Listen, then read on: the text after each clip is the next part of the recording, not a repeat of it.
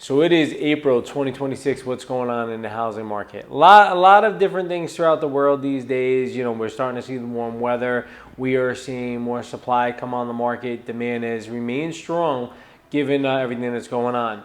Mark Fleming, chief economist from First American, said geopolitical developments can certainly create short-term volatility.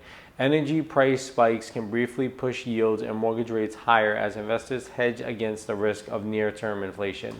We got a lot of stuff going on in the world. A lot of people think that for our market specifically, that it has beaten us up. I wouldn't say necessarily that that's the case. I do think that consumer confidence gets a little, wavy when things happen around the world, and I think that's what we're up against. But the buyer demand is still pretty strong in our area overall, given what's going on. Hopefully, interest rates remain where they are. We don't have major inflation numbers, and it will remain there. Mortgage rates are definitely experiencing some short-term volatility. Right around the beginning of the year, they were right around 6%.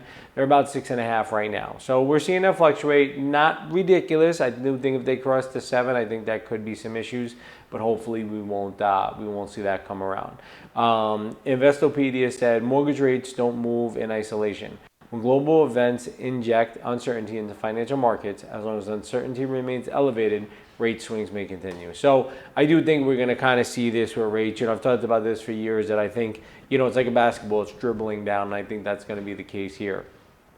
January 13, 2025, fixed mortgage rate was 7.26.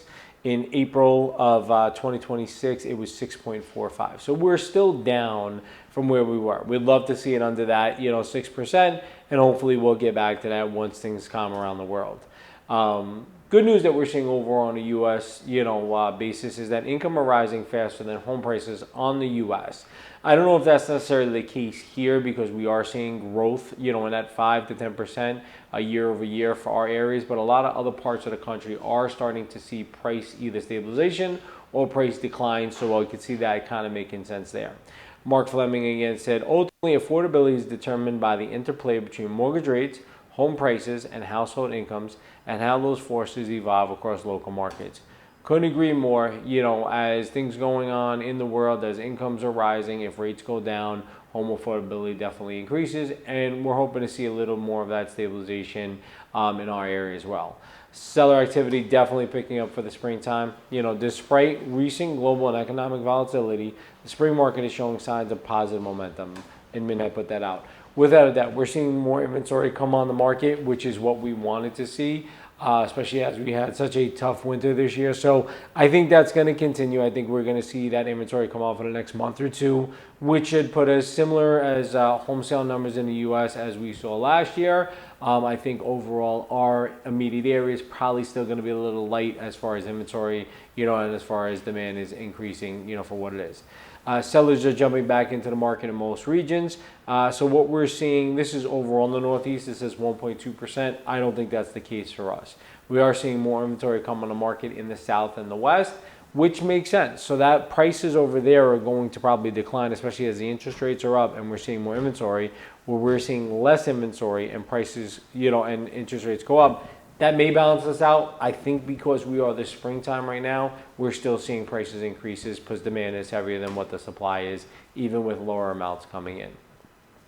Where new listings are growing compared to last month, New York at 56% for the state. Excuse me. So that's pretty high on a national average of what's going on there. I think we are seeing more, and some of it's that pent-up demand, but I don't think anything that's tipping the scales in the other direction. Redfin had said nearly 45,000 U.S. homes that were delisted last year were relisted for sale in January 2026, the highest January figure in record dating back to 2016. That represents a record of 3.6% of homes that were on the market in January. So what happened was people either didn't get the number or got the number and didn't know where they were going in the U.S. They pulled them off the market. Now they're back on the market. Buyers have more homes within reach to choose from to go along with those friendlier conditions. Lower mortgage rates will also encourage more home buyers who have felt locked in to sell, as they will be better able to afford the next home.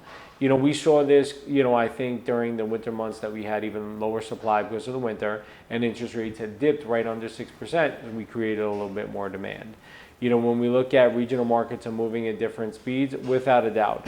The US, we're seeing kind of level as far as pricing, from last year to this year. In the Northeast, we are up probably about 3%. Okay, which is good, and that's overall Northeast. I do think in our area right now we're probably seeing about 5%. So, bottom line is overall our market is pretty strong. We are seeing some more inventory come on the market. We still are seeing highest and best on a lot of properties out there. Some are sitting, but not a huge amount.